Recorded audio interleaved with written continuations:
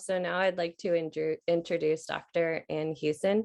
She's an associate professor emerita at the University of Calgary in the Department of Community Health Science within the Cummings School of Medicine. So Ann Hewson has a long history of working both in academics and with the family movement in Alberta to advance inclusion, and was part of the first group of families and university faculty to establish inclusive post-secondary education initiatives in Alberta. Do you want to say hello, Anne, and let me know if there's anything else I missed? Oh, no, that's great. And hello. And it's so exciting to see the people on the Zoom and to have a chance to share with Arden the symposium again this year. It's I'm always impressed by how much we can imagine that inclusive post-secondary education is expanding and growing, and how important it is to collaborate and connect and to build a strong community of learners around such an important part of people's lives. So I'm grateful to be here. Thanks. Thank you. So this is just an overview of what we will be going through in today's session. We're going to start answering the question, what is inclusive post-secondary education? Share a bit about the history, the meaning and purpose, and what it looks like. So this would be largely from the BC and Alberta perspective. And then we'll talk about what does it take to maintain quality in inclusive post-secondary initiatives, and discuss key components that we think are important, which are leadership, the benchmarks and commitments, and compromising consciously and reflectively in our practice. So I think this is being the older member of this twosome, my job to do something around history and meaning and purpose. Not to dwell too much on inclusive post-secondary initiatives, major history is over 30 years old, as many of you know. But to really ask the question, why inclusive post-secondary education? And just without making this hopefully sound like a laundry list, it's just really important to be reminded, as I'm sure you are most days, of why we need inclusion to be something that we intentionally address. For most adults with intellectual disabilities, the life outcomes actually have been quite abysmal. What we have seen over many, many years is lives that are wasted, hopes and dreams that have been abandoned, that there's massive and persistent unemployment. People are seen as unemployable, and so therefore most people do find that they live in poverty, that they are marginalized, friendless, and most significantly, pervasively lonely. That they have not had the relationships and connections that come freely given, but have actually been dependent on human services, where there is such a discontinuity of relationships and connections. So their lives, for many adults, have had not been significantly improved by human services. In fact, they have been more segregated and isolated often. So why inclusion it's become very clear, I think, over these last 40, 50 years to recognize how inclusion really does improve people's health. It really makes a significant difference if you are connected in the community to preventing abuse, to being engaged in learning and relationships and friendships, that you have a greater likelihood of opportunities for employment and careers. And therefore, with inclusion, more likely to have comparable outcomes for people without disabilities. And what we have learned most significantly, and perhaps reminded even more so in the last couple of years, is the harmful nature of segregation in all of its forms. So to ask the question, why did families and people want inclusive post-secondary education? It becomes really clear, and it's just a reminder to us that an inclusive life means for people with disabilities that they have grown up in their own homes, they've been included in regular classrooms and schools, they have friends, they develop a career, they have an identity in that career, they belong in the community. Over their lifespan, they started out acting and being children, being teenagers, having dreams, imagining their future where they can enjoy all of the opportunities the rest of us enjoy in terms of art and music and dance and sports, that going to university or going to college, being able to connect and find other peers who have the same interests and connections that you might have, has been such a powerful opportunity to enhance someone's experience of a good life. So the essential features about why, I think, are pretty clear. And most of you, I'm guessing, have been exposed to individuals who haven't had inclusive lives and how their lives have shifted into a much more segregated, isolated, and lonely existence compared to your students who are participating in post-secondary education. We also know, just to be clear, that historically, post-secondary institutions have been inaccessible to people with intellectual disabilities. So intentional efforts have needed to be made to overcome that kind of exclusive, elitist form of education, which is a powerful component of the culture of our society.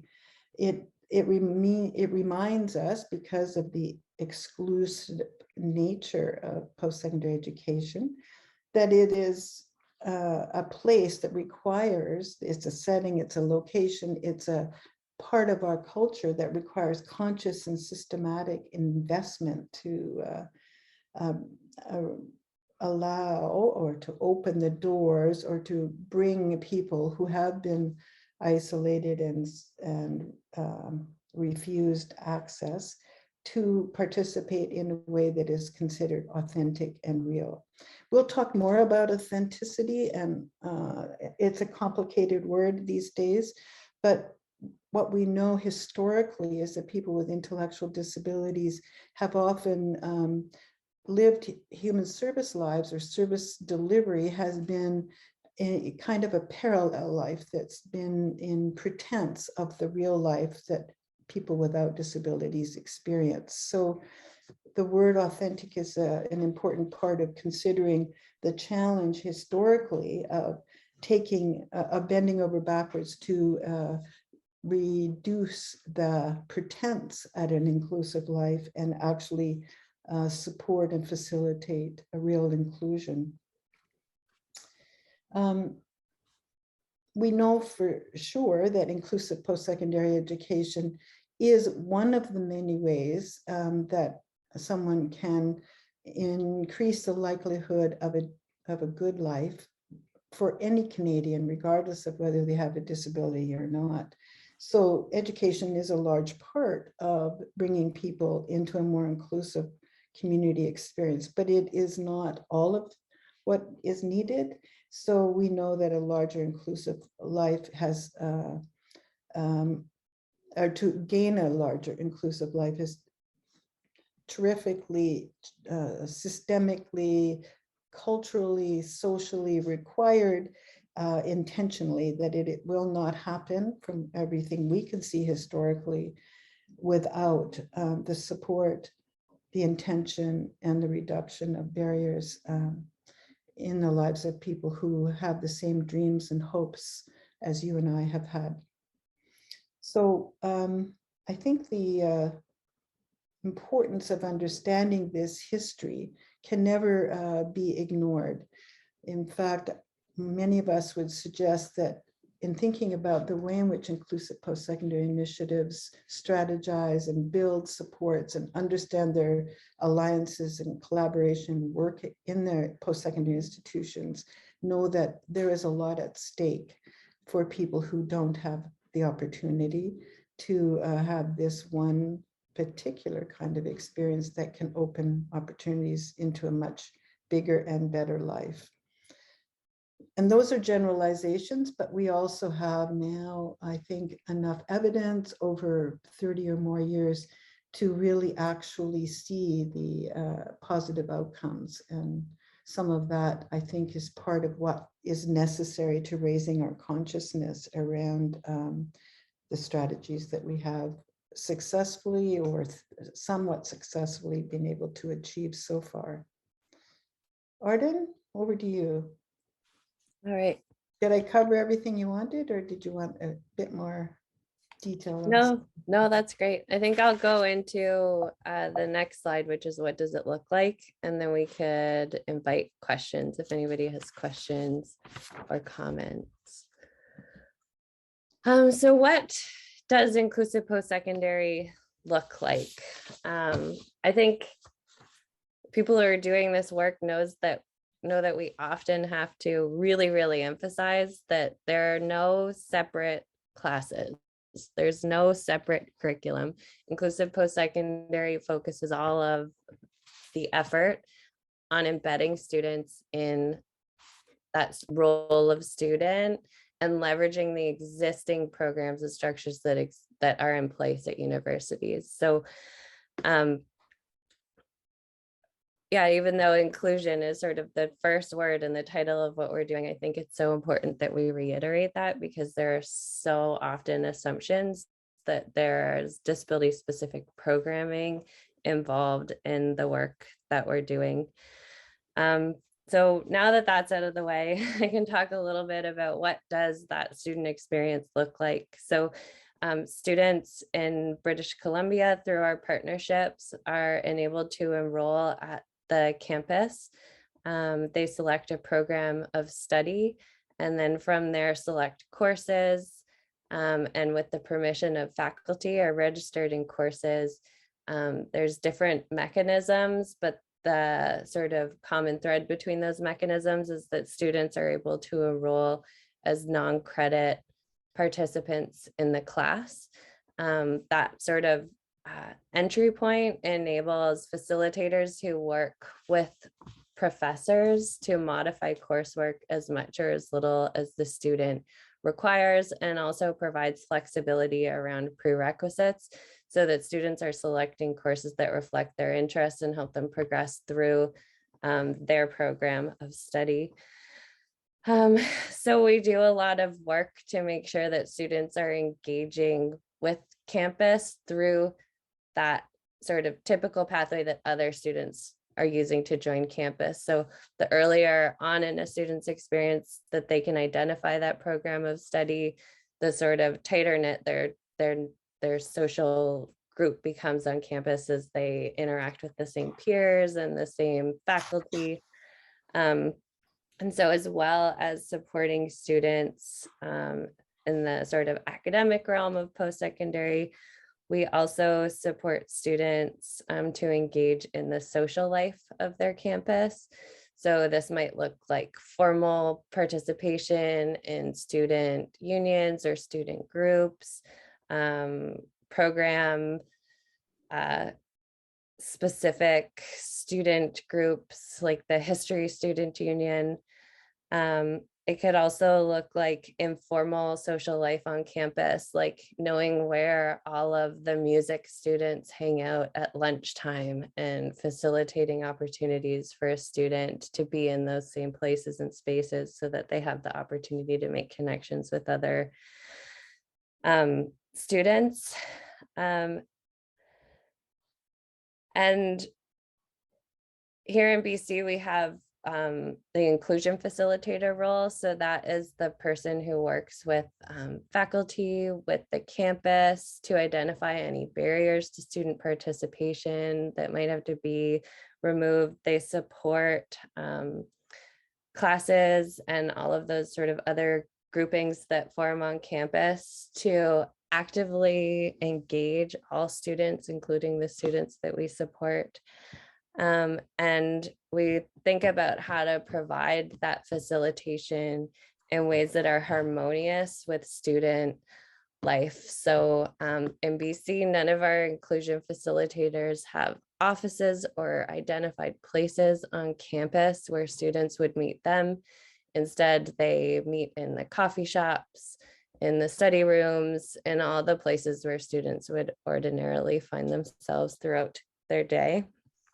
And we also really focus on building alliances with the campus. So one of the big pieces of work for facilitators is that they're not the ones doing the inclusion, but rather they're supporting everybody else to create spaces that can welcome all students, including the students we support. So on top of the academic and the social aspect of campus life, most people are attending university because it increases their employment outcomes afterwards. So students that we work for also seek employment while they're studying. They may work on campus or off campus. And then we work really hard to find paid employment in the summer and leverage the career offices, the co-op opportunities and practicum placements that might be part of a program of study as much as possible for students. And I wanted to touch again on the authenticity piece. So we really make sure that we're not pretending and are discerning when others might be willing to offer pretend opportunities to students. So in preparation to this, I asked all of our facilitators if they could think of examples of times where maybe it was encouraged that a student pretend instead of participate fully in some aspect of their student experience. And so lots came to mind when they were meeting with employers who might sort of say, yeah, I would like to hire somebody. But when it got down to what that person would do, it was sort of a make work project that wasn't really going to benefit the employer or the student, but was coming from a place of charity. And there were also examples in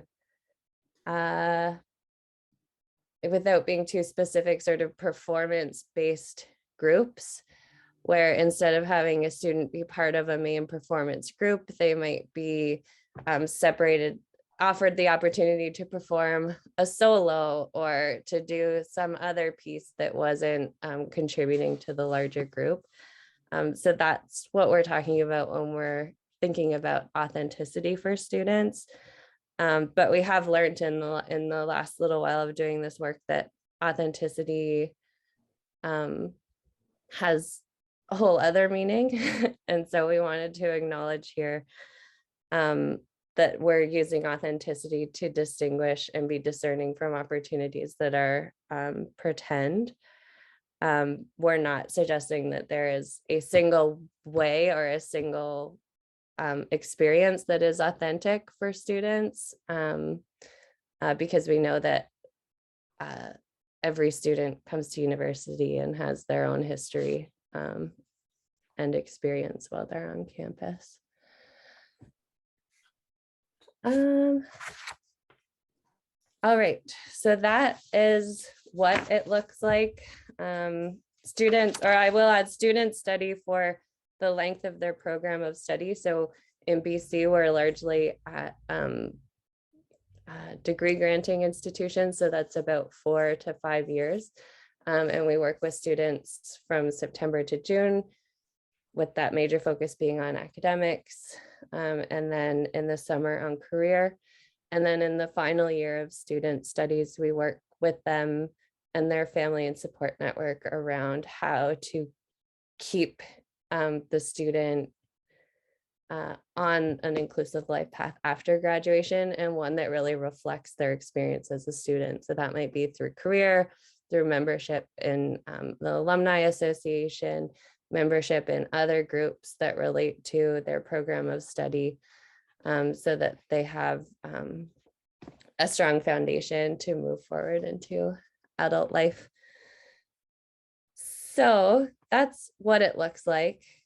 I have spent a lot of time presenting what it looks like, and every time I present, I know I miss something because it's such familiar work to me. So I want to make sure to open it up to see if there are any questions about what this looks like.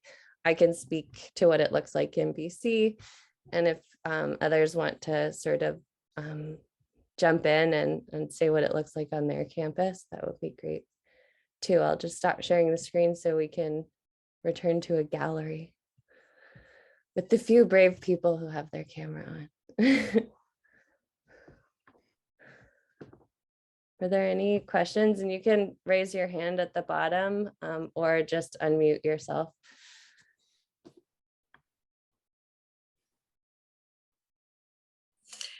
It's Eve from Loyalist College. I was just wondering, so does the student gain a credential?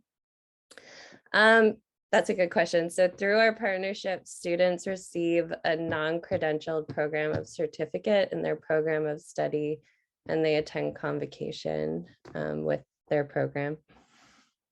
So that might be like in biology or in earth and ocean science.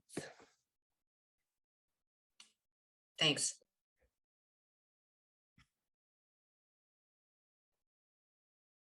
At the U of R, students get a certificate of inclusive post-secondary education.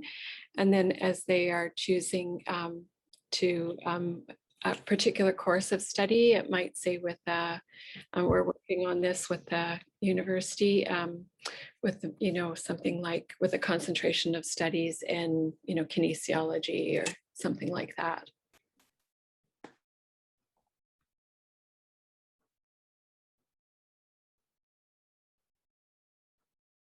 And it is, I'd say the certificate of completion is often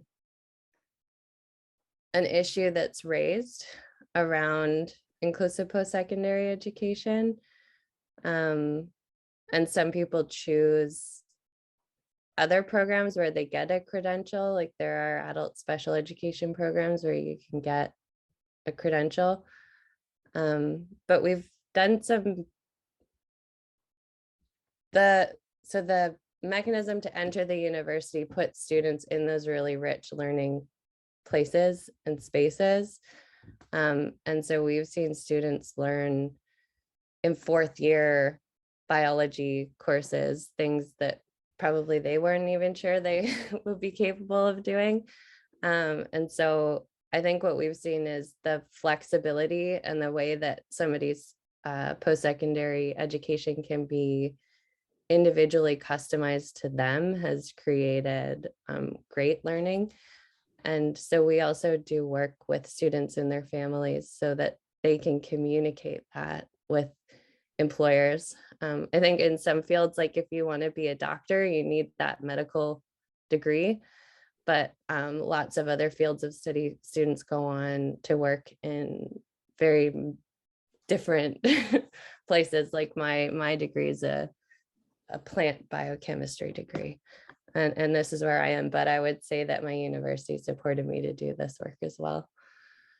Just to add, yeah. just to add to that, and again, it's not to avoid the question of credentialing, but some effort has been made, I think, in many post-secondary and inclusive post-secondary initiatives to create the kinds of portfolios that bring together representation of the work that students have done through their assignments, through their group work, through their participation in various learning and social opportunities. So that kind of portfolio, I think, that the student builds is very helpful to them as they look forward into career and employment, and as a way, as Arden points out, of communicating the rich amount of learning that has gone on over the 4 or so years they may have been involved in college or university. So it's not the same as a credential, and there's no pretense that it is, but it is another way of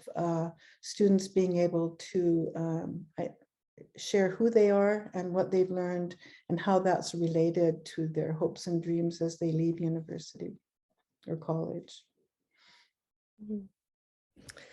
Darcy, you have your hand up.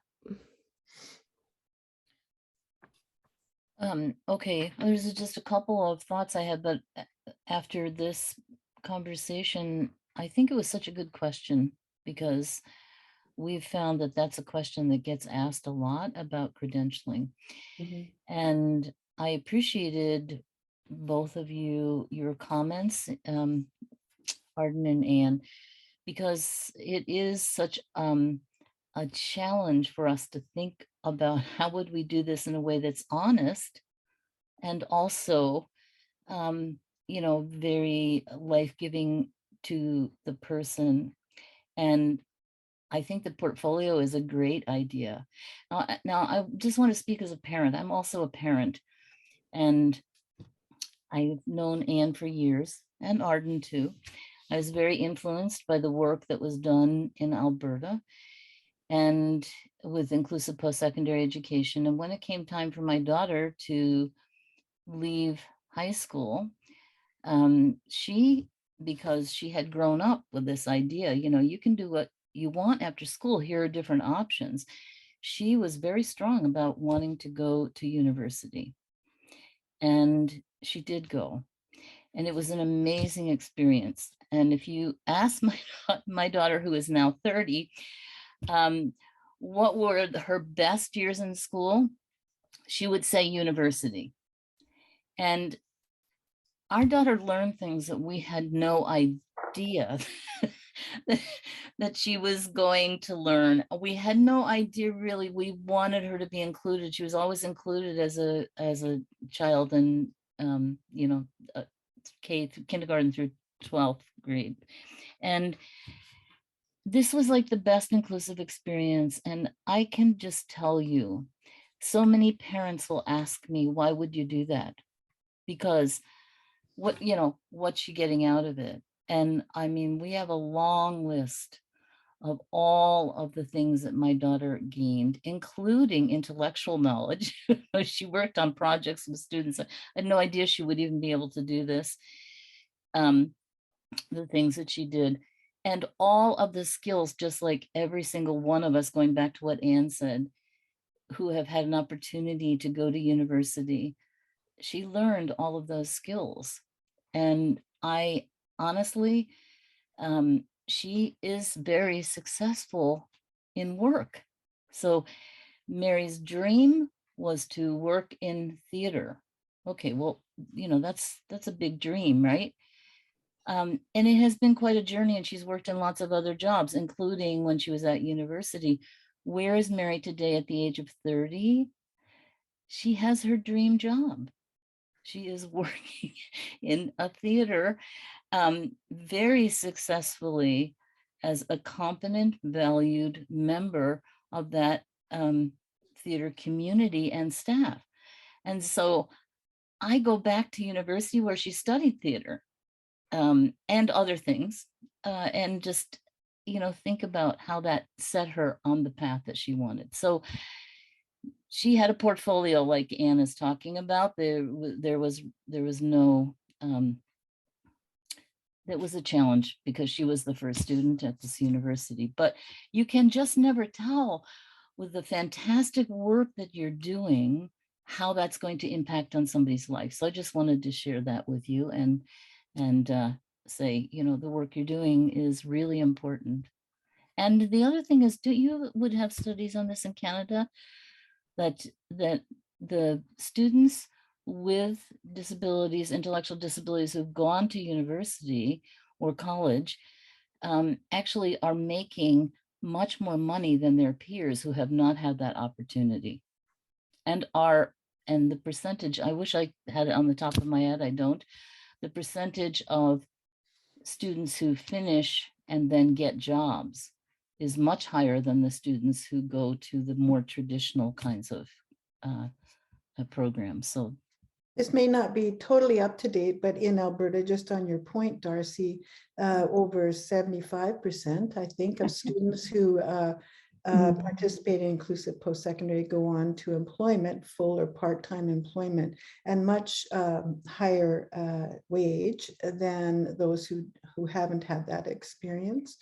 And it really does, turn upside down the employment ratio that is typical of people who come from segregated services or vocational training. So I think the outcomes are as you describe, and that we're getting more and more evidence of that all the time. Arden, hi, it's Lori. Dying to say hi to Anne. Hi, Lori. Hi. I know when Darcy, you were talking about your daughter, I remember learning the impact that having students included at university affected the institution in a much bigger way than we initially hoped. And we would get people that had graduated from university years before come back as lawyers. Some of them were doctors, some of them were teachers, and talk about having an inclusive environment, whether it was their classroom or whether it was their business, and that the effect it had on the people that were included.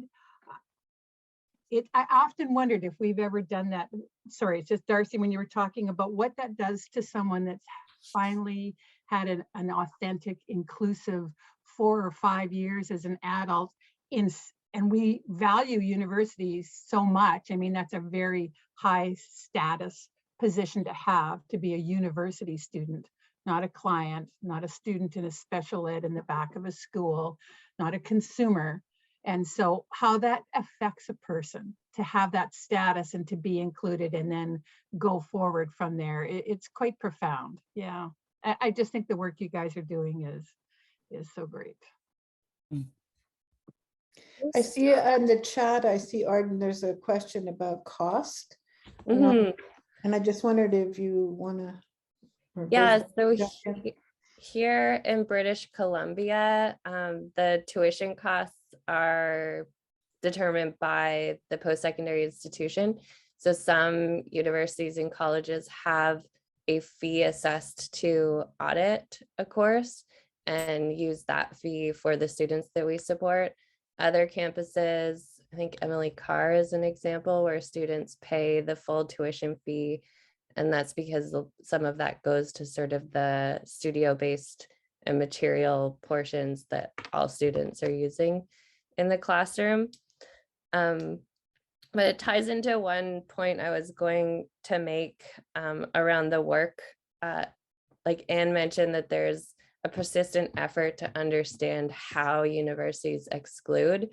And because students are often registered using the mechanism of an audit enrollment, it often requires facilitators to work with departments, programs of study, work study opportunities on campus, where often full-time crediting student is the barrier to participation in different aspects of student life.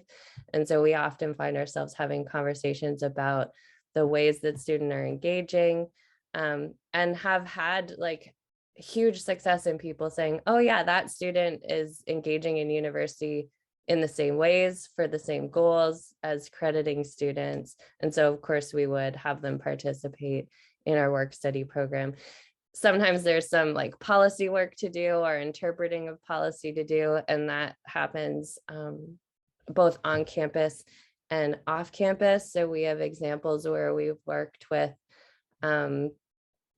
the Registered Education Savings Plan, because it sort of says students have to be enrolled in a credit program, but we've been able to negotiate with lenders and universities to have students access that RESP money. We've also worked with Indigenous Services Canada so that they could enable First Nation education coordinators to choose to provide funding to First Nation students who are attending university. So I would say that often that credit piece comes up as a barrier, but it's quite easily navigated when we're talking about why students are going to university and how they're engaging in that authentic student experience. So that has also been the case for scholarships, where like usually the first line of eligibility is you have to have credit for this scholarship, but we can call them, talk to the people who assess eligibility, and often they will expand their eligibility criteria to include students that we work for. The other piece I wanted to touch on, and I think this is sort of like an offshoot of the countercultural nature of this work, is we had a professor from SFU who was on our board.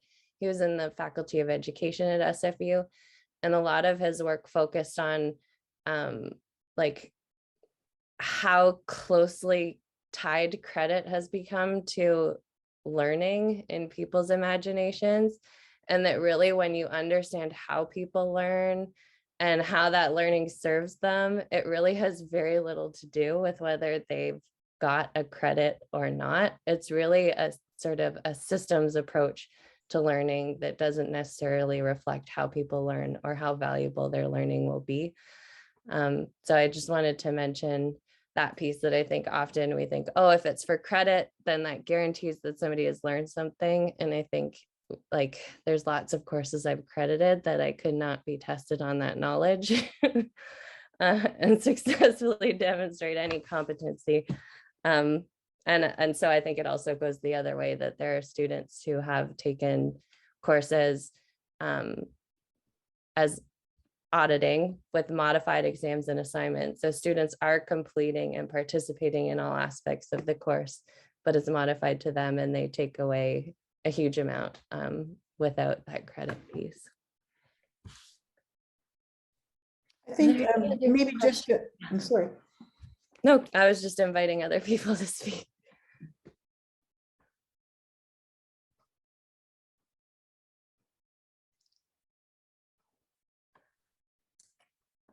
Oh, here in the chat, I'm curious, as someone not involved with these programs, whether people need to meet the threshold for intellectual disability. I know a student who has been trying to attend post-secondary who wouldn't meet that, but who have very much used this kind of wraparound support and would probably help them very much to stay with it rather than disengaging.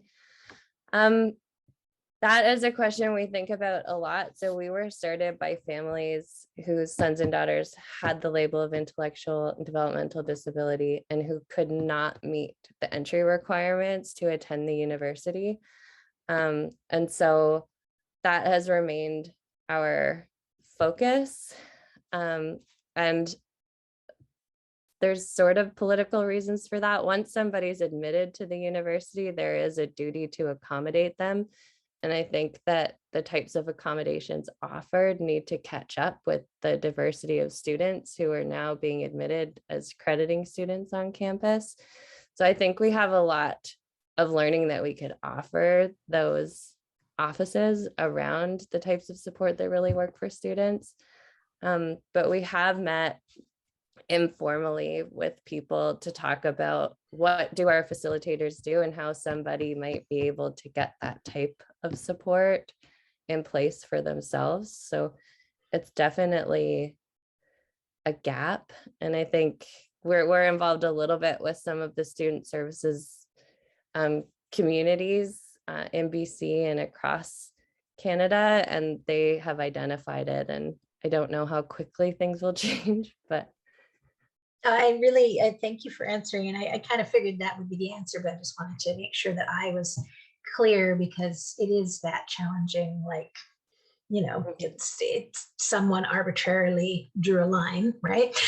And there are some students, you know, who won't meet it because of that. And that's no criticism of what you're doing in any way. It's the, you know, how do we expand that and bring this understanding? And I love that you are having those conversations. That's great. Mm-hmm. I think we've like some feedback we've heard from universities is through their offices of accommodation. Sometimes they're presented with an accommodation plan and they never meet the student. So it's so depersonalized and programatized. And so, yeah, I think the profs we work for get better at creating diversity, like supporting diversity in their classrooms. And so it's slow but meaningful change over time. Yeah, I would just add, in Canada, especially with the disability supports that are in part of the institutional infrastructure, are so often only designed on the basis of a medical diagnosis, and all of that entails in terms of assessment and therefore accommodation. And this is really one of the big areas that has to change across the board in institutions, post-secondary institutions, especially now that there has been this rhetoric for the last 3 or 4 years of being institutions becoming concerned with inclusion, diversity, and equity, as I guess is sort of the EDI of it all. I don't mean to sound cynical, but these are very wonderful aspirations, but until the accommodation for a broad range of students includes getting rid of the medical model and the charity model, if you like, and understands the opportunity for learning that can be part of a bigger enterprise, if you like, into education, then their words are hollow. So I really hope that over these next, and it'll probably take about 30, 40 years, but it's exciting to see how Arden's work with Steps Forward has actually been really fruitful, because people are interested and they do want to collaborate and they want to learn about what has gone on sort of invisibly to them, and how they could make that visible. So it's exciting. And I think that, you know, the student services department where this student is, you know, I can't say enough good things about their approach. And so what I saw, and I'm sure you see it, was more a clash of, you know, policy versus practice, right? Yes, yeah. Yeah. So that's a place where things need to catch up to, I guess. Yes.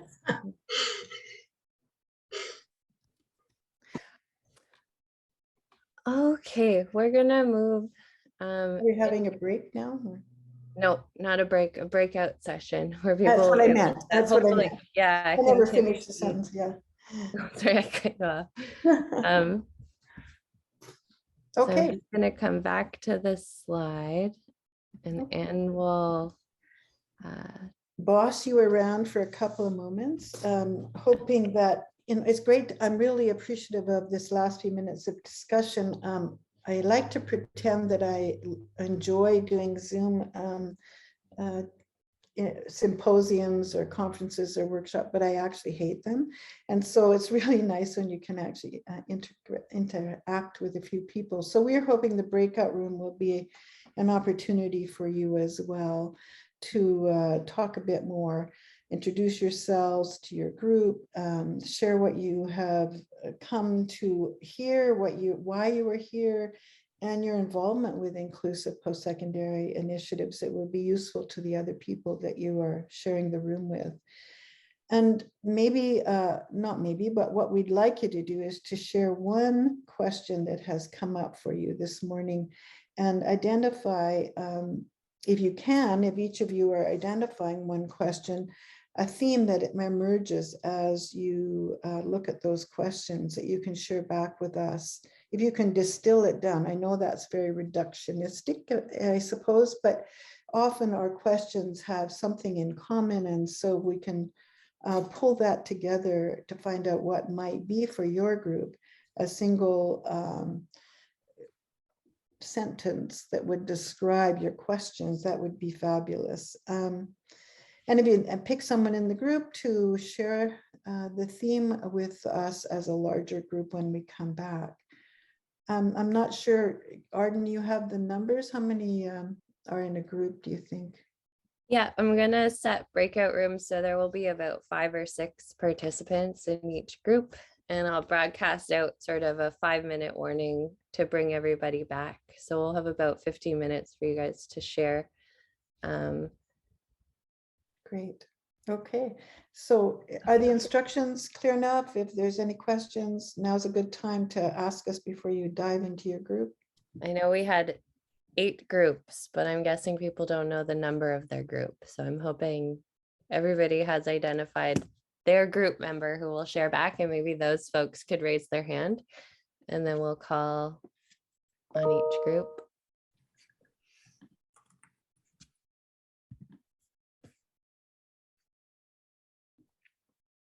Awesome. Do you want to start, Jessica Humphreys? Well, of course, I'll start.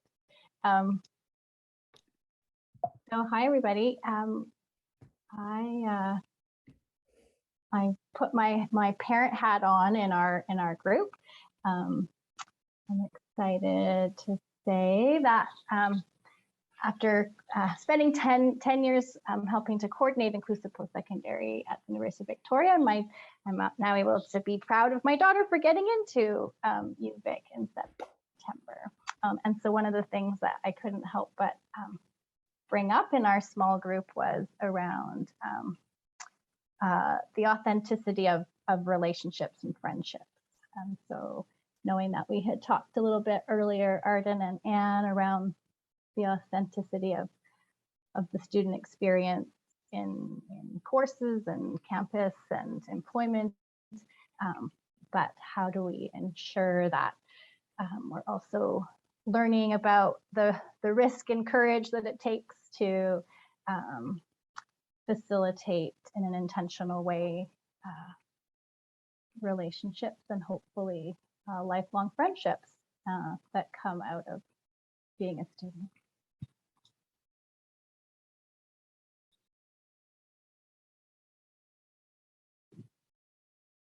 Is that kind of what you guys were looking for? Yeah. Okay.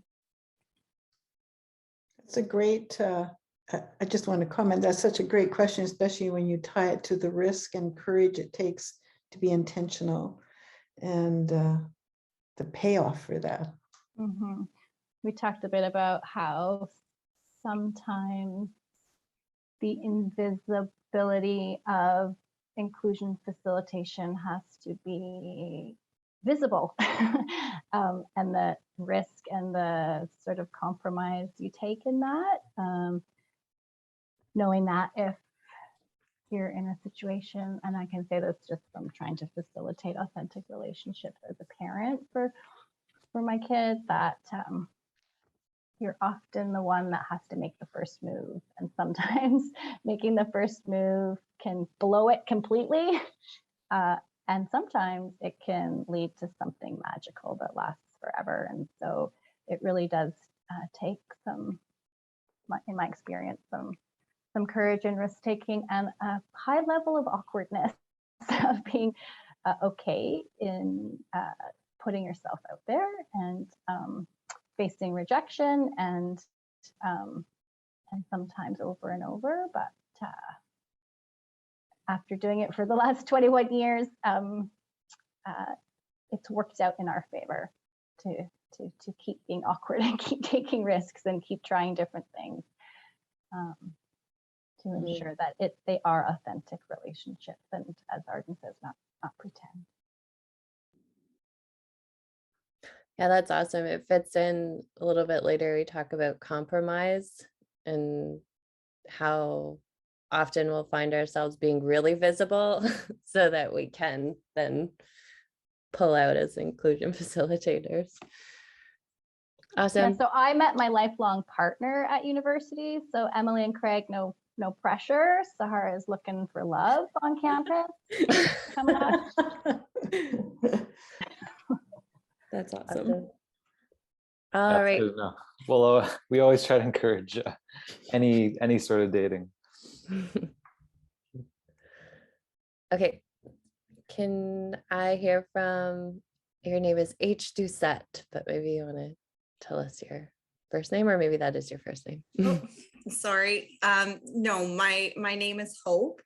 And within our group, we just took the opportunity to discuss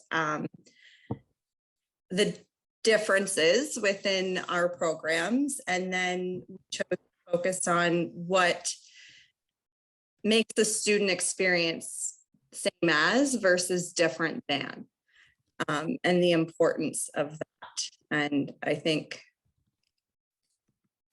that's going to be an ongoing conversation throughout the next 3 days. Mhm. Heather will go on to talk a bit about commitments and benchmarks that have been established and used mostly in BC and Alberta, but there are like some key differences. So the audit credit piece, that there is support in place, and that often students are simultaneously connected to some sort of human service funding, and how those differences can be mitigated. Okay, Emily? Hi, yeah. So our group talked a bit about a number of different topics, including like use of language and authentic relationship building on campus, and like supporting social circles, and also like the application process. But we landed on a general theme of just supporting students to get like the full breadth of everything that's available on campus.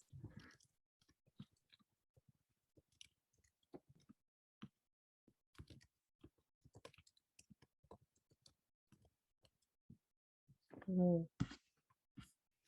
That's a great theme, and it requires like deep knowledge of your campus, right? And all the formal and informal ways that people come together. And Mary?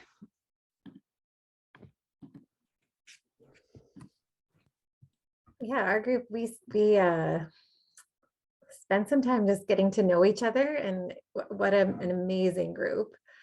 So many different places and spaces and roles. So that was just really, so we probably spent too much time on that.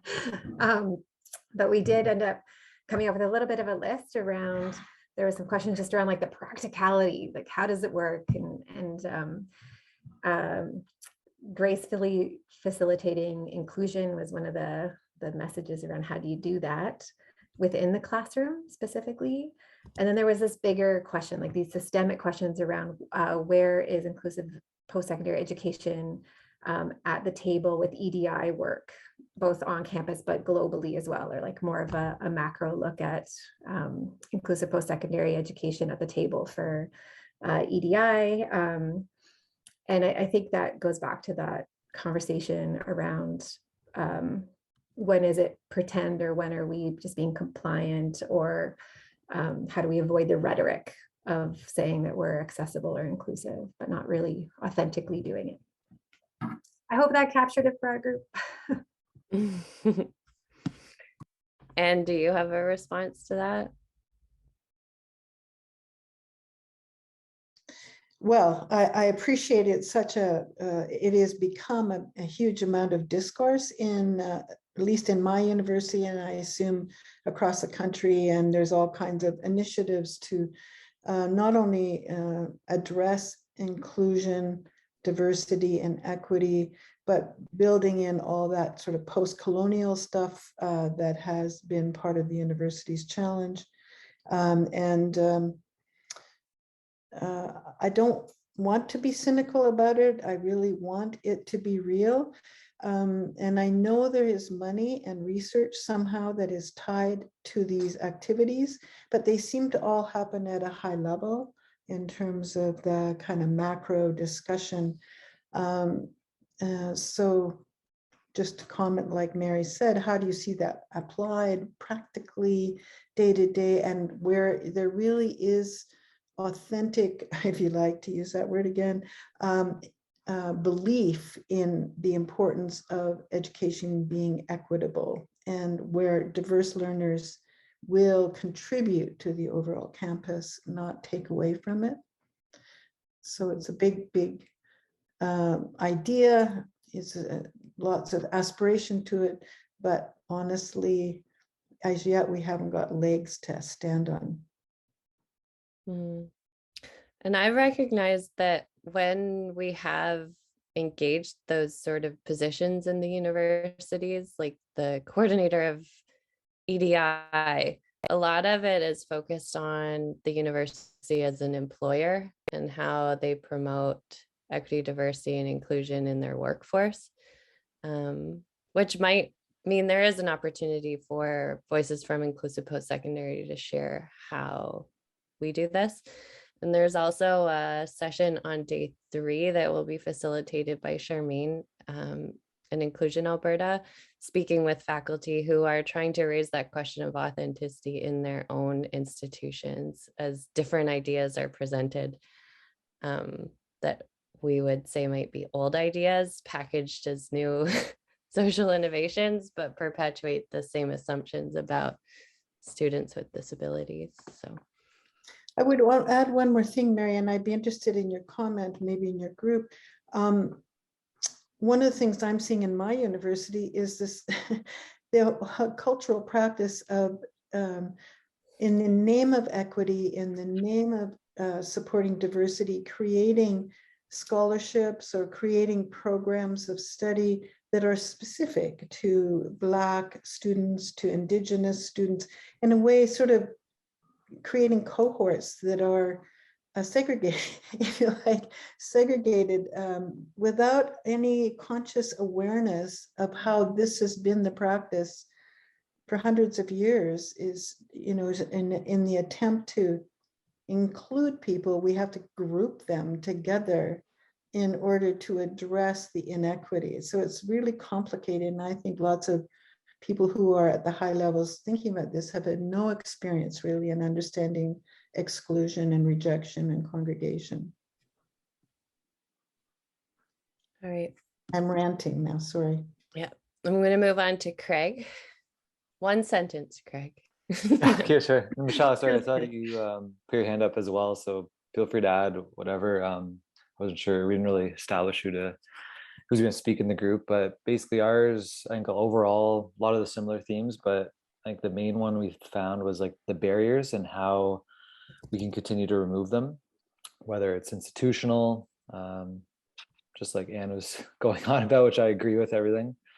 A lot of archaic institutional thinking, and then also even some of the social barriers where people, whether it's a physical disability that's very obvious, they kind of steer away, don't engage as much, or, you know, it's even non-visible. Even from my experience, I see, students feeling a bit unsure of, oh, how do we interact with them? How do we communicate? How do we make these normal connections and friendships? So there's a whole list of barriers, I think, that exist, and we had all different perspectives and context, I think, of how we can try to keep removing them. Awesome. And you said Michelle, who has her hand up, is also part of that group. Yeah, she might we'll hear have a from little Michelle. more to share. Yeah. Yeah, well, I think one of the things that emerged at the end of our discussion was, you know, that very real issue of authentic relationships. And I'm a parent. My son is 21. He's enrolled at Trinity Western University. It's a smaller university, about 4,000 students. And my son is very social, but we're, you know, I think feeling, you know, not feeling isolated, lonely is not just students with disabilities, but it's many students. They're socially awkward. I mean, I went to UBC, and I had to work full time, so I didn't get involved in the group. So I felt very isolated, and what I'm seeing is sort of what I realize is the two-way street of the beauty of inclusive post-secondary education, that it's not just great for the students with disabilities, it's great for the other students, and it's breaking down barriers among them. And as they are, you know, connecting with Josh, I see them connecting with each other, and I've seen this amazing sort of just friendliness and warmth that's been developing. As you know, I think it's disarming for my son who cannot speak, who's in a wheelchair, who has, you know, some significant challenges, when they see him, you know, engaging with with other students, it's emboldening them and giving them courage to take the risk, to know that maybe they won't be rejected. So it's I mean, it's definitely a skill set that you can focus on, because I asked the question with Josh's team, how can we break down those barriers of authentic relationships and you know, getting to know Josh. There's one thing to say, hey Josh, and say hi. There's another thing to actually stop and talk to him. And so we think about tools and strategies that we can use, and it's working. So but I think it's important. I'm realizing how important it is to recognize that it's inclusive education. It goes both ways. It's good for everybody. And I'm so excited about, you know, about not just about how Josh is benefiting, but how the rest of the student population is benefiting. So I just appreciate your comments so much, and I would just jump in quickly to add that I've also learned through the peer evaluation work we've done in BC, how it's powerfully affected the faculty and the administrators and the other parts of the university significantly, to shifting their questions, shifting their ideas, changing their mind, raising their consciousness. if I can just, you know, talk at one of Josh's professors, who he's been voted, you know, the most popular professor for years running. Josh sits at the front of his class, and he has been just a 100% cheerleader of Josh and inclusive post-secondary education. And he said to the whole class, he said, I've got to tell you the guts it takes for Josh to be here, to be a student, to sit in front of the class, to use his augmentative communication, to, you know, participate in classroom discussions, and, you know, to have, you know, a real cool, interesting, engaging professor acknowledge Josh, and how that is just shifting. Like you like discussion, like every class has a discussion component, and it just changed the whole dynamic to you know, to recognize Josh, and then how it just broke down the barriers for, because, you know, first discussion groups, people are shy and they don't say very much, but then, you know, it was so neat how it just changed the whole dynamic. And that comes from the leadership, right? The professors changing their mind and seeing that, wow, this is powerful. Mm-hmm. Thank you. Yeah, we will talk about that in different ways throughout some of the other sessions. And I think it really ties into the theme of raising consciousness on campus and through other people. All right, let's hear from Chantel. Hi, sorry, Mo and Arthur. If I'm speaking over, just correct me if I'm wrong, but I felt like our biggest takeaway question was like, how do we open the door for more folks with disabilities to enter the education, the post-secondary education, and access the service, and hopefully more services as they grow and build and stuff. So like, you know, how can we help, like, make sure there's better, like good advertising so people know that this is out there, scholarships, to even, you know, attend a post-secondary education system, the policies that can be a barrier as well. So how can we open that door more and make it more accessible for folks to actually be there? Would be really great. But if Mo or A. Arthur wants to add more, please feel free. Yeah.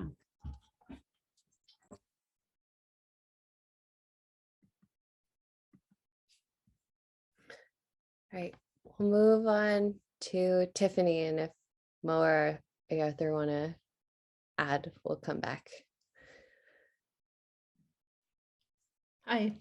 So we kind of really spent some time talking about a number of things, and we kind of had three emerging themes.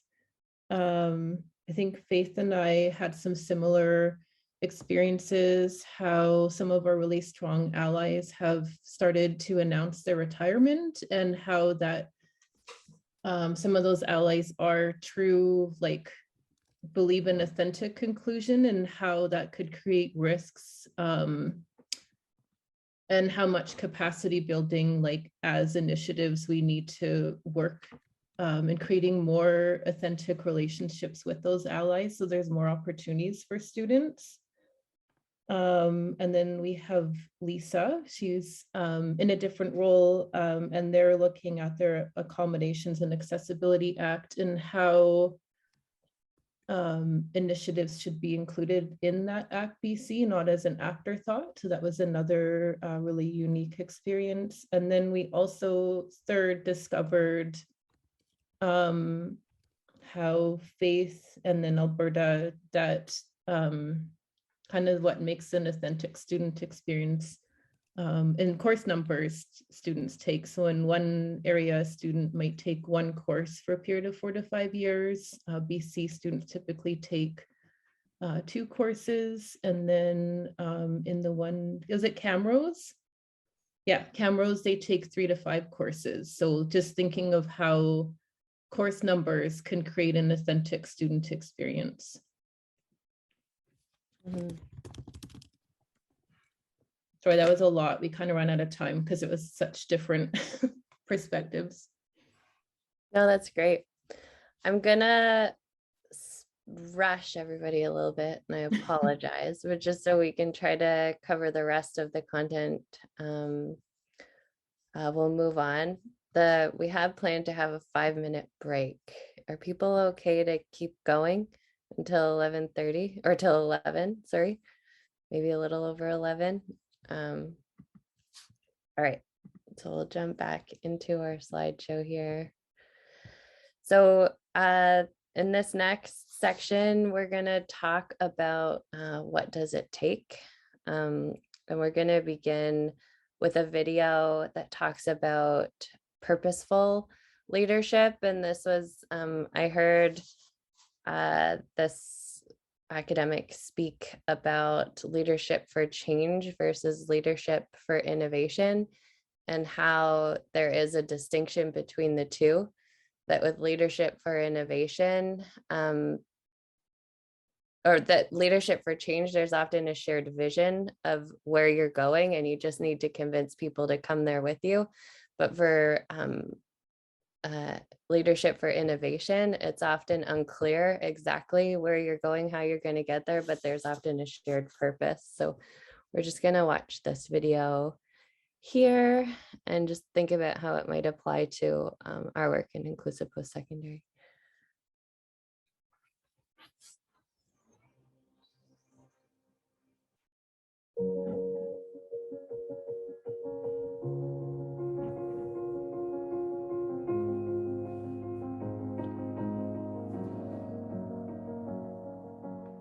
I am Linda Hill. I am a professor at Harvard Business School and the faculty chair of the Leadership Initiative.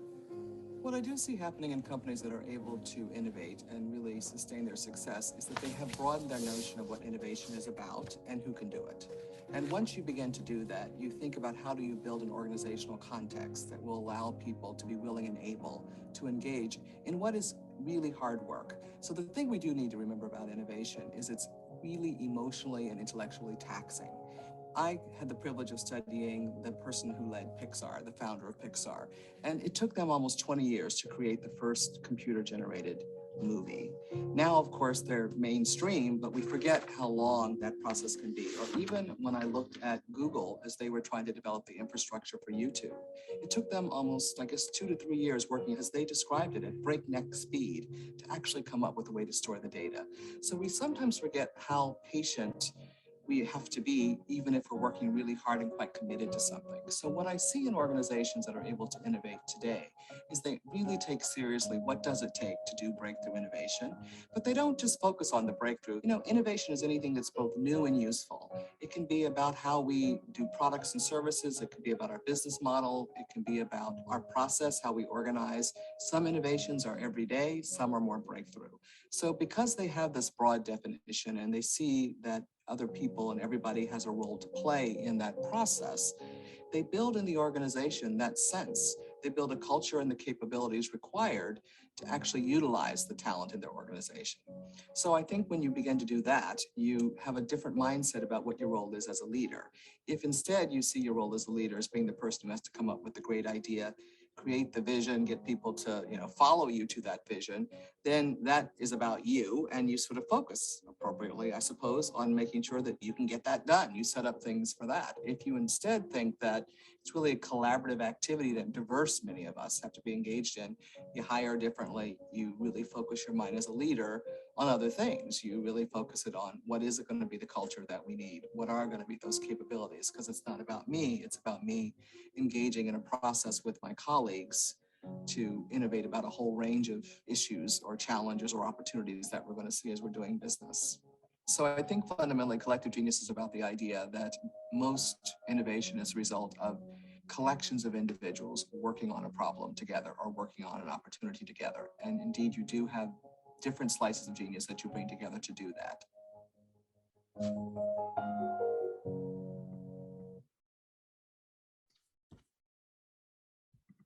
Yeah, thanks for that, Arden. It's a short little video, but it's packed a little bit with some ideas, and I know it's not, up our alley to be talking about Pixar or building technology or innovating some new wonderful business. But the work is still that we do, I think, is often in inclusive post-secondary initiatives, is really about that kind of purposeful leadership that is around innovating. We don't always know what it's going to look like in the end, but we do know we have a shared purpose, that purpose being fully inclusive, fully authentic, having the actual commitment to inclusion, that it's not about any one of us as leaders, it's about what is that hard work, time, and the connection of people together to innovate and shift and change. I think Jessica's, her story of her daughter of 21 years of commitment is just one of the many, many ways in which we understand that this purposeful work advances with amazing outcomes. I think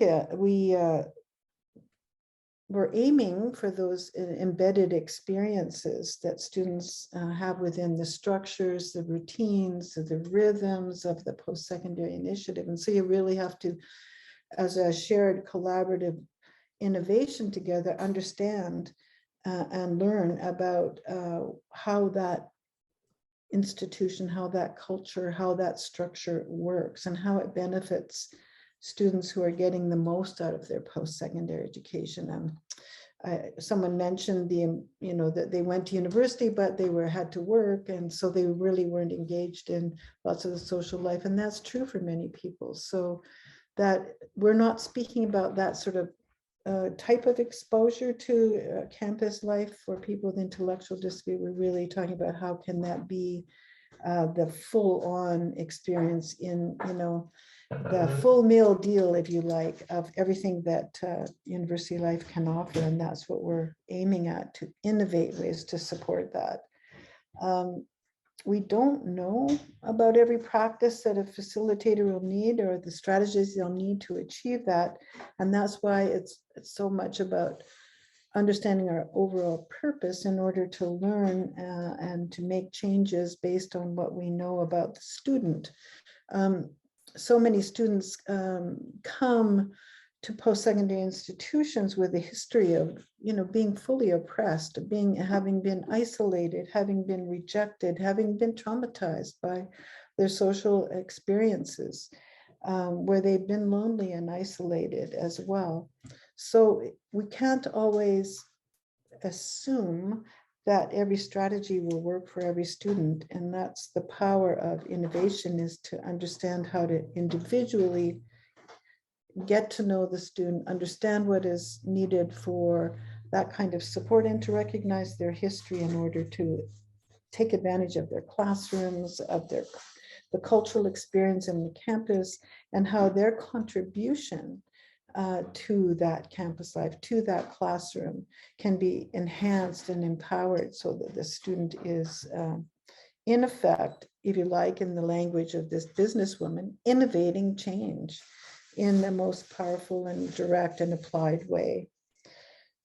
Because we know every campus has its own structure and culture and ways of doing things, that it's so important that symposiums like this and opportunities and networks and chances to talk about how things change over time and what we need in order to facilitate opportunities for authentic student experience means that we're always shifting and changing, that there isn't a programmatic set design that says, well, we have to do this and then we do that, and in that very mechanistic or programmatic way. So that's, of course, where most of us have put our efforts into understanding how we connect and innovate relationships, not how we, design a program that requires a step-by-step sequence of activities. So, Arden, do you want to comment more? I just thought it would be helpful to use this video as a catalyst for more conversation. Mm-hmm.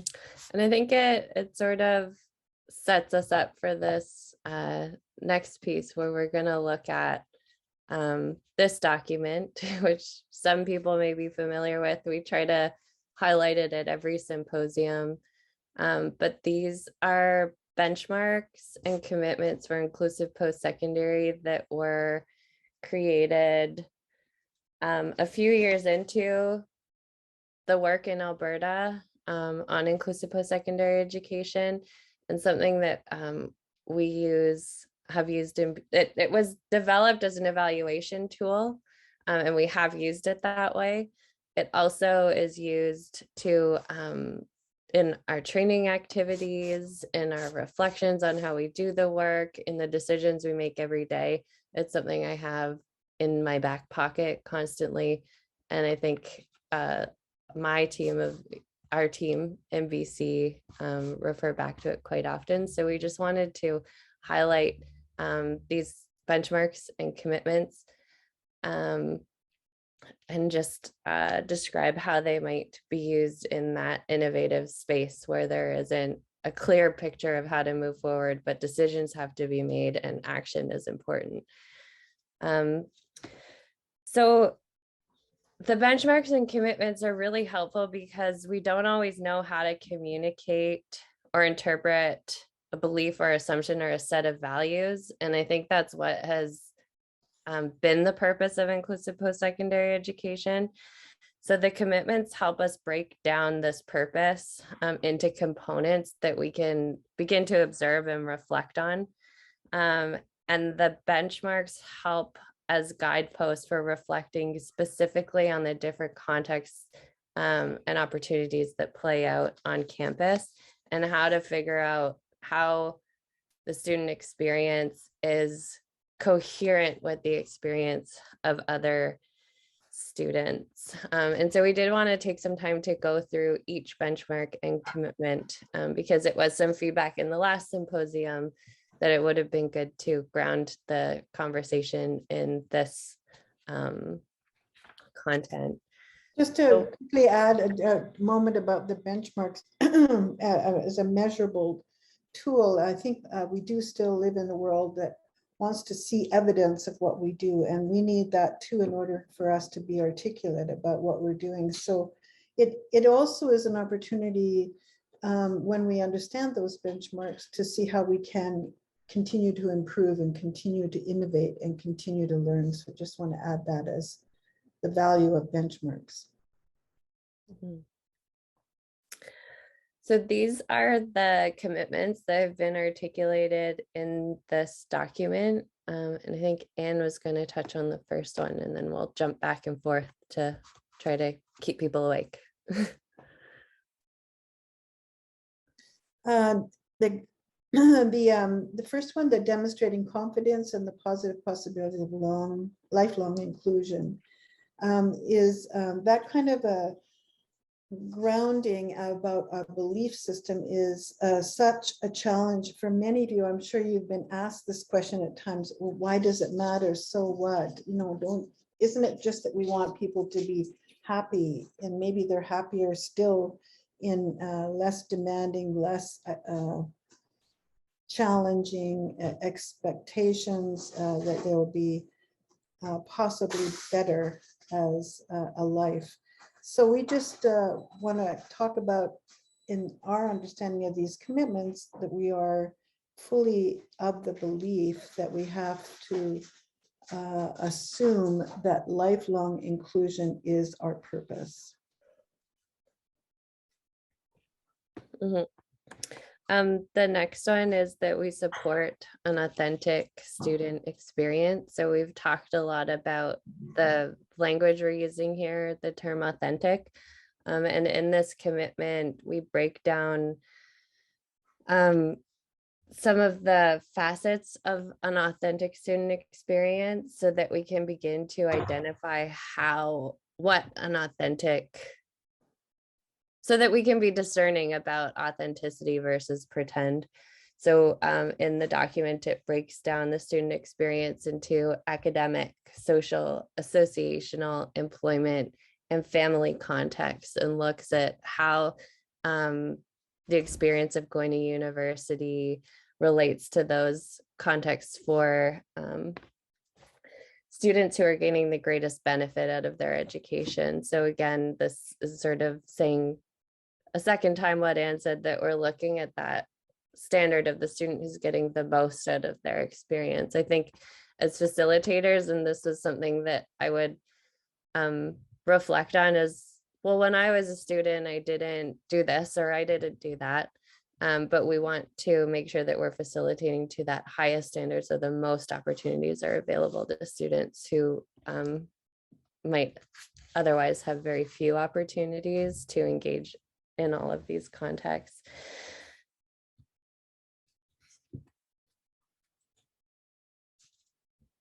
Sorry.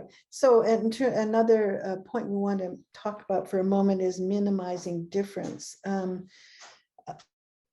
I think this is a challenging commitment in many ways, because it is really expected for us to consciously and systematically and systemically be creative and collaborative in ways to minimize the difference, that pull students towards what is typical for other students rather than pulling them away. We know, in terms of this kind of initiative, we know the students are not going to matriculate. They're not going to have credentials in the same way as a typical student who completes their university experience. And they are students who often, at least in most in BC and Alberta, are still seen often as clients who are funded through some developmental disability program or intellectual disability program, and that has with it often human service expectations in terms of accounting for the money that is given to support people. And that people will need adaptations, assistance, and support because of their impairments. This is not to pretend there are no impairments, and that their history has meant often that students need to participate in ways that allow them to challenge the status that has been put upon them. So these differences are a challenge, and they are real, and they are what makes us so excited about the innovation of how to accommodate, support, look at the way in which we have to compromise, and how we keep shifting the infrastructure of the environment in order to reduce that difference. I could go on and on, but I will stop there. Okay, I'm noticing that it's 11 o'clock. So what I'll try to do is get us through these commitments, and we'll have our break at the scheduled time and maybe come back and use a little bit of time from the next session to finish. So really quickly, the next commitment is that we embed the student's experience in the relationships, routines, and rhythms of campus. So this is really a commitment to ensuring that facilitators are not doing the work of inclusion on their own, and any work that facilitators are doing with students or with faculty isn't pulling the student out of those rhythms and routines. So we set things up on campus so that facilitators can be flexible with student schedules. We all get really excited when we're about to meet a student and we see them chatting with a classmate and text like, oh, meeting canceled, text me when you're done your conversation. Like, we would never impose our schedule on those natural things that can unfold on campus. And so part of our commitment as inclusion facilitators is to build in that flexibility to be able to really support that, so that programmatic needs don't supersede the or the needs of staff and efficiencies don't get in the way of those natural rhythms and routines of campus life.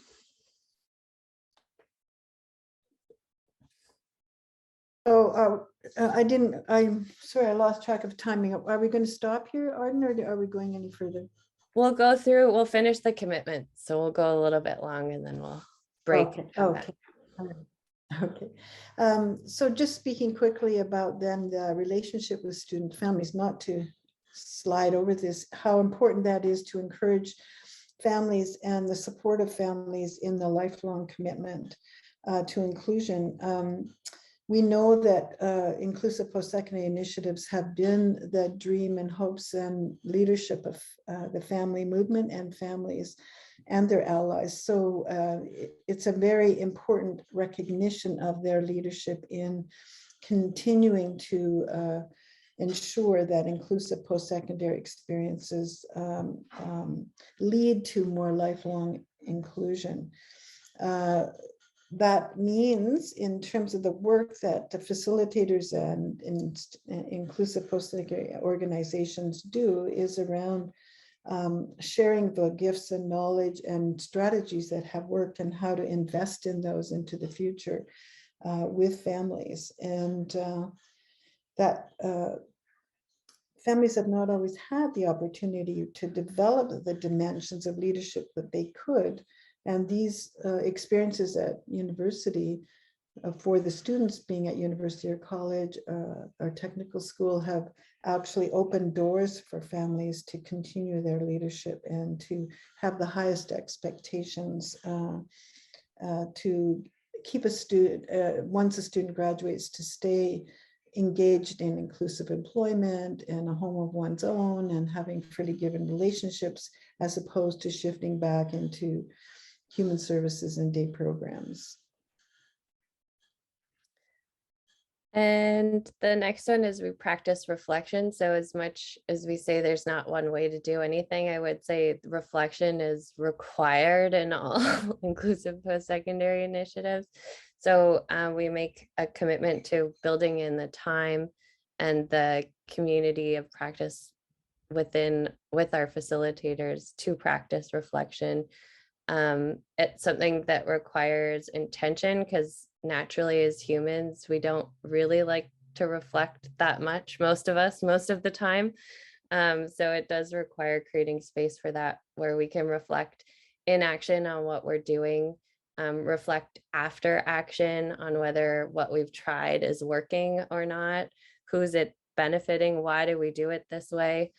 And then also reflect on patterns over time. So one of the like most poisonous things we could say is we do it this way because we've always done it this way. So whenever we have that thought, it's a flag to take some time to reflect.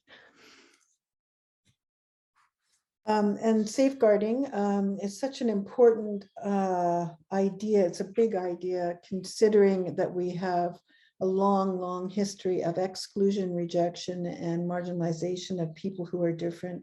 The importance of safeguarding the integrity of the work in inclusive post-secondary actually just recognizes the power of exclusion and what is needed to consciously build in and invest in ways in which we do make change, we do reduce barriers, we do build alliances and collaborations that help to determine the future in a way that begins to be more like ordinary as opposed to extraordinary. And it takes that kind of discernment in terms of the safeguarding to support that student experience, both at the individual level and at the larger level in the infrastructure of the college or university. If you working in safeguarding is one of those commitments, I guess, that is tied to a much bigger idea of systemic change. But we can't ignore the fact that most facilitators in inclusive post-secondary initiatives don't actually have the authority or power over professors or the university structure. What they have is their relationship, and how they safeguard the initiatives is when those relationships are powerfully examined, where we look at problem solving together, where there's an opportunity to really share what is possible, and to do that critically with friends and with faculty and with the institution. And so evaluation becomes one of those important safeguards. Blah, blah, blah. Okay, over to you, Art. And the last commitment is that we promote the development of inclusive post-secondary education. So that's why we're doing this for the next 3 days, is really to bring people together who are doing this work to share our own experiences and to build knowledge together about how to advance this work. So with that, we'll take a break right now, and we will come back and discuss the benchmark. So I'm gonna jump right back in. I see there are people joining quickly, but just to get us back to where we left, we had gone through the commitments that have been articulated to guide inclusive post-secondary initiatives. And now we're moving on to the benchmarks.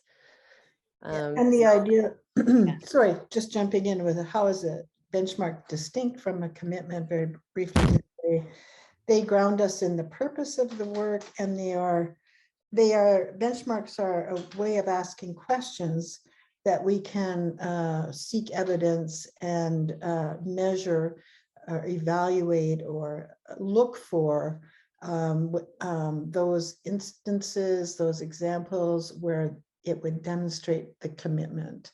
So it's meant to be a way to articulate the experience of post-secondary, what it really looks like. So often people will ask, I'm sure Arden has been asked this every day by lots of people, what does it really mean? What is it really like? And this is a way to give it a language, to give it a descriptor, and as a tool that we can look at for improvement, and to also demonstrate what we've learned. Mm-hmm. So the first benchmark is students are fully engaged in class learning experience. So this benchmark helps us focus on what are the class learning experiences that are part of each class that each student is involved in. So we look at things like seating or class preparation, that students are also included in any lab or tutorial work that is connected to their class, that they're completing assignments, that they're part of group work, they have the opportunity to submit extra credit work, that they would be part of field placements, We also look at informal ways that students connect to their class learning, and that might be through study groups after class. Or sometimes students get together and attend an event that is related to their content. So as facilitators, we want to be looking for both those sort of formal learning experiences and the informal ways that students engage in class learning. The second benchmark, students belong to their class. Again, it's repeating what I was saying earlier, but just this very important notion that the important measure of the experience is, if you belong, there will be learning. If you're learning, you are belonging.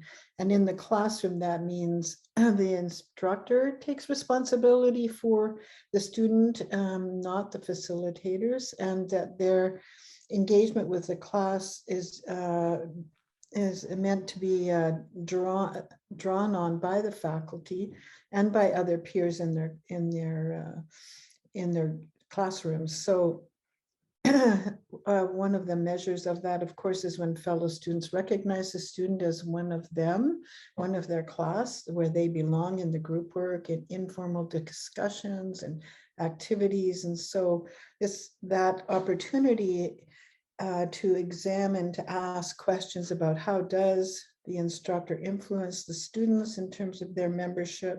How does the initiative influence the instructor to assume responsibility for taking that student on in their class and around the class material, around the learning?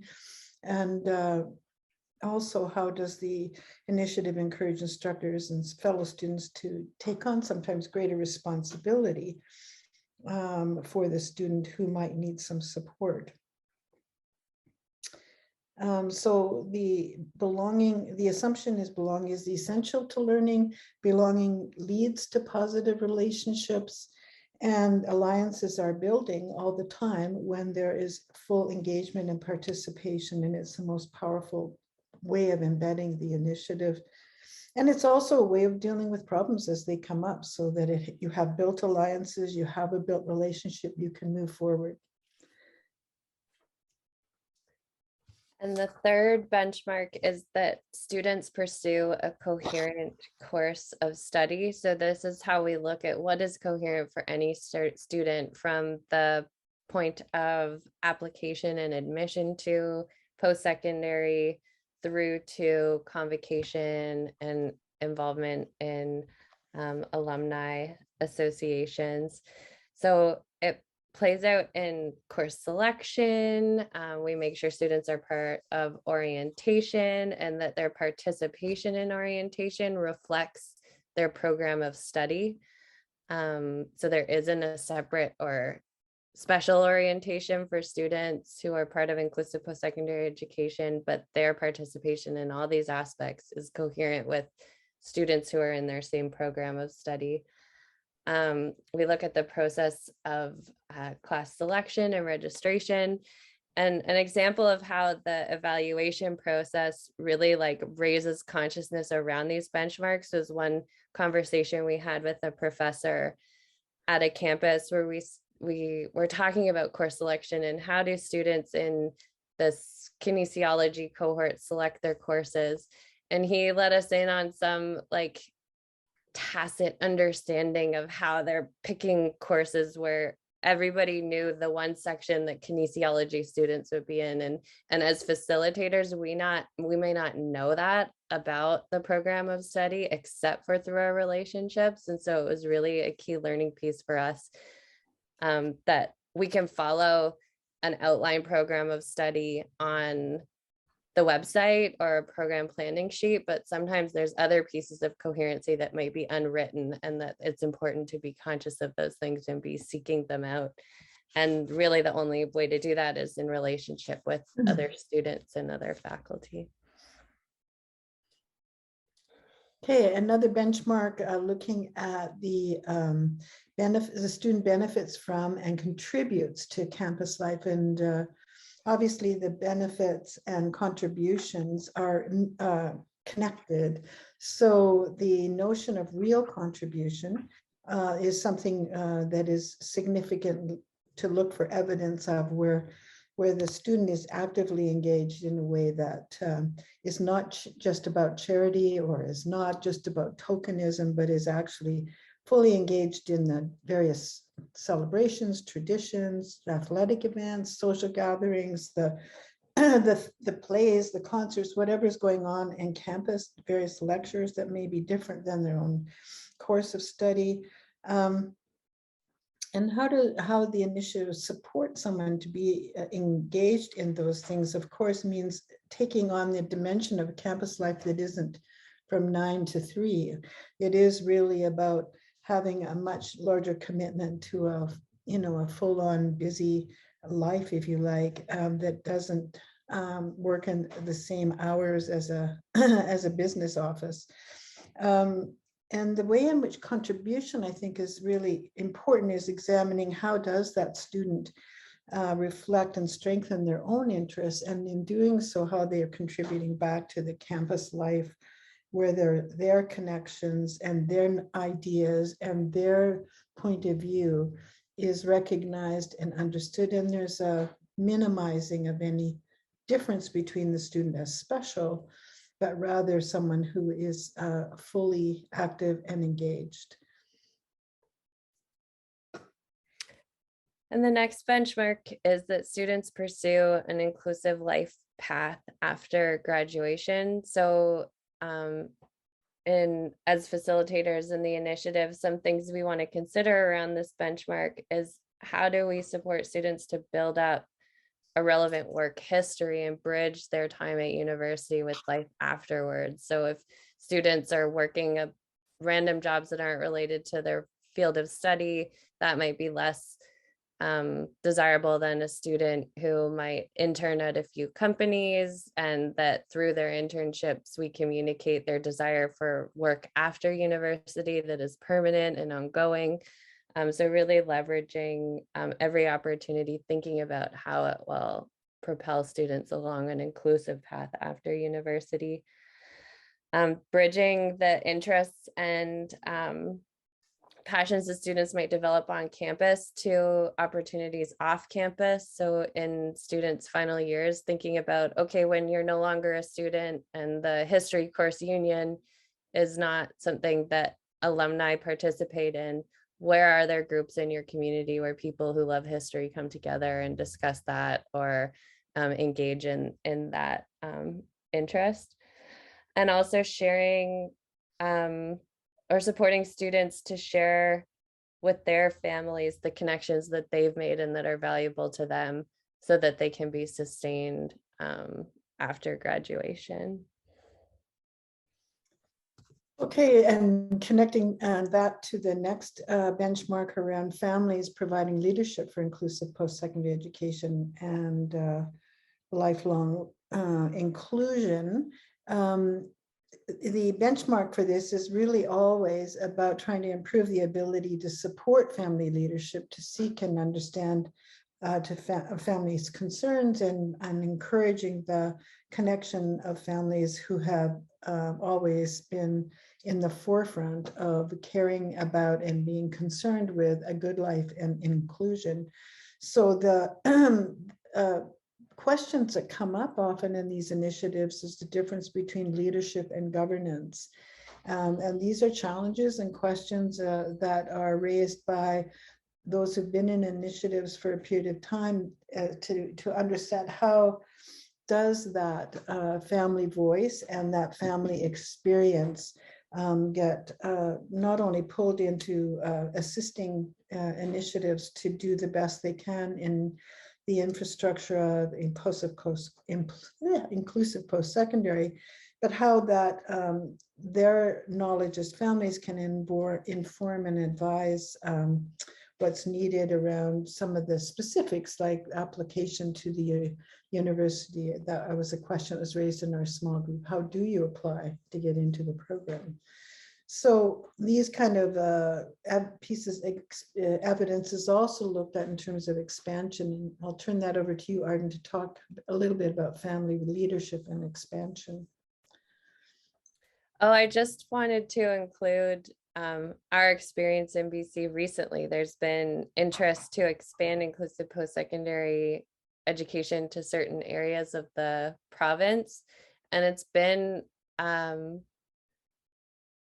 much more difficult to do it from the point of, hey, we have funding to expand versus, hey, there's a family and a potential student in your community who wants to go to university. So we've had a few years of conversations with universities where we don't have families leading the way. And we have yet to secure a new partnership in those regions. But last summer we met with a family whose son wanted to go to CAPU, and that was the impetus for establishing a new initiative within months. So it's really astounding the impact that family leadership has in expanding these opportunities as well. The next benchmark is that the initiative is embedded. And for this benchmark, we really want to look at like, how is the initiative positioned within the university?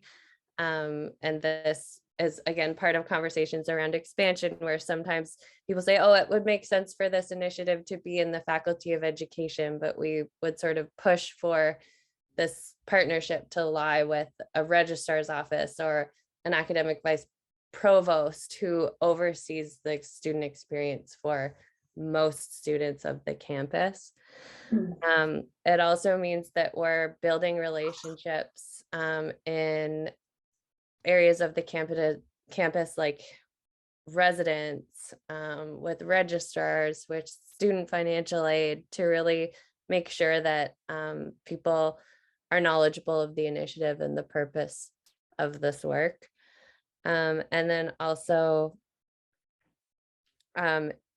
embedding students' experience on their campus into the bigger picture and the landscape of inclusive post-secondary. We are thinking about this provincially. I think across initiatives, we can think about some ways that federally there are supports for students and ensuring that students pursuing inclusive post-secondary education are included in those opportunities. Yeah, the next initiative is Safeguarded, and we've talked a little bit about how important it is to continually be looking for ways to improve and the safeguards that are built in as we recognize the vulnerability of inclusive post-secondary initiatives. It could be gone in a season if it wasn't for leadership and ongoing relationships and commitments. Charmaine's panel on day 3 is going to spend much more time talking about some of the ways in which safeguarding is built through collaboration, alliances, and connections. I would just also add here that one of the safe ways of thinking about safeguarding is the way in which an initiative, and Arden's going to talk about this, can detect and correct or minimize the negative effects of the compromises that are sometimes necessary and are faced by the facilitators.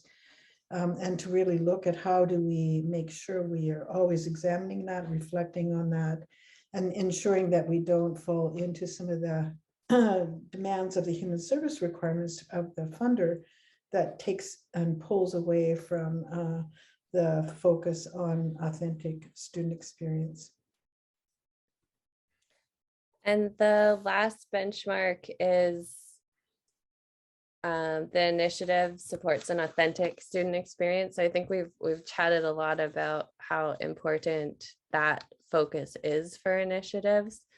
And so this is where we would look at all of those contexts in which an authentic student experience unfolds and evaluate those experiences of students and of faculty and of everybody involved through the lens of authenticity. So is this real, or is it coming from a place of charity or pity, which could create experiences that are more pretend than authentic? There's a message in the chat. Can someone repeat, it's harder to find avenues for family leadership or harder to find partnerships with dollars? Oh, I don't know that I was making that one or the other is harder. I don't know yet. But I just wanted to say that post-secondary institutions are far more responsive to people, families and students who want this than to just doing it for the sake of doing it. So the importance of families being clear about what they want has an important piece to play. So jumping along, the fourth key component that we had described, so we talked about leadership, commitments, benchmarks, and now we're moving on to compromise. And Anne has alluded a bit to this a few times, but we have these articulated commitments and benchmarks, but we're not always getting it right all of the time. And there are instances where we might have to make compromises in relationship to those benchmarks. So compromises might come because there's resistance in a program of study to including a student. It might come because employers can't really envision somebody working in their field in ways that they might identify risks that are something they're not willing to take on. Sometimes it's compromises as families may have concerns around safety or ideas about how a student should be in class. And so facilitators are always sort of compromising. And the reason why we pulled this out as an important piece of inclusive post-secondary is because what's so important is that when we're compromising, we're doing it in relationship with people. So we're not sort of compensating for compromises by hiding them, but rather say if an instructor was like, I would say yes to a student in this class, but I can't imagine their participation in a lab. We might either walk away from that class, or if it was a class that the student had been wanting to take for years, we might explain to the student that there was this compromise being made in how they were enrolled. We would explain to the faculty that this was a compromise of our regular practice, so that there's awareness of where we want to move, and that compromises don't slip into standard ways of doing the work that over time lead to less quality facilitation and less quality of experience. I just quickly comment here is that compromises, unless they're intentionally addressed, thought about, critically reflected on, they kind of become like a drift. And that drift in the purpose. And, you know, as human beings, we're so able, if we start to drift, but we don't really get critically engaged in understanding why, we start to then give ourselves permission. And we start to say, well, you know, we've done our best, we can't do any more. It's too hard, it's too difficult. And so I think it's a very human quality to sort of not only recognize that you're compromising, but to actually start to accept it. And that is a huge challenge to the larger purpose and the mission of inclusion.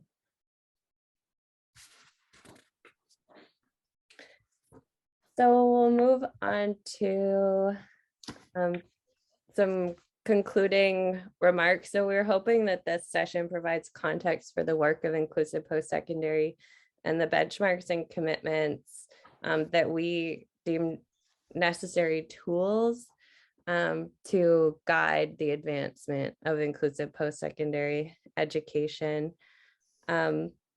I think they're really valuable in articulating a shared understanding and some norms for the development of new initiatives. They're tools for raising consciousness about how to do the work well and what it takes.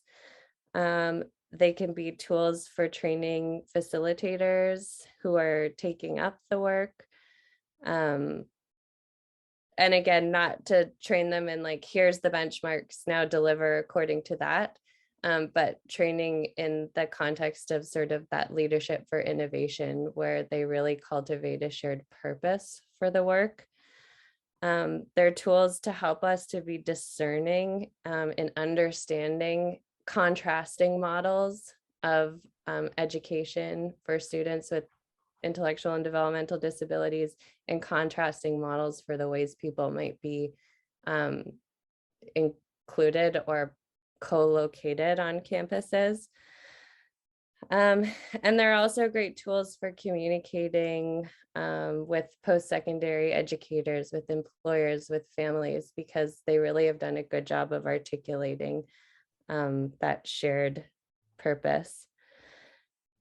Just add, just very quickly, I think Marta and Teresa on day 2 and 3 will be talking about this more, but the benchmarks and commitments are a way of discerning contrasting models that have developed sometimes over many years and sometimes sort of renewed and redeveloped currently in colleges, technical schools, and universities. So it's a way of discerning what do these different models have to offer and how are they distinct or how are they the same as. And being, again, a little bit of, I feel a little like a policeman, but I think the commitment and benchmarks are a real example of how to understand the language we use and how to always be as clear as we can be and not trying to slide over some idea because we've just used language that covers up the real meaning. So that's just another important part about using this benchmarks and commitments for safeguarding. So we've mapped out sort of what this looks like, but we really wanted to loop back at the end to the why, because I think that is so important for us to all have in mind as we think about our work and throughout the next few days. So inclusive, and Anne talked about this and she's far more articulate around it, but inclusive post-secondary education emerged out of what's been described as a practical and moral imperative. And those two pieces are so important for us to keep focus on. So the practical imperative was that existing models of segregating and congregating students were not working. And the moral imperative was that we had to act, that something had to be done to address the oppression that people lived with. And so those are the roots of inclusive post-secondary education. And they're really key to keep in mind as we move forward. So I'm going to jump right into the next session. So if you'll give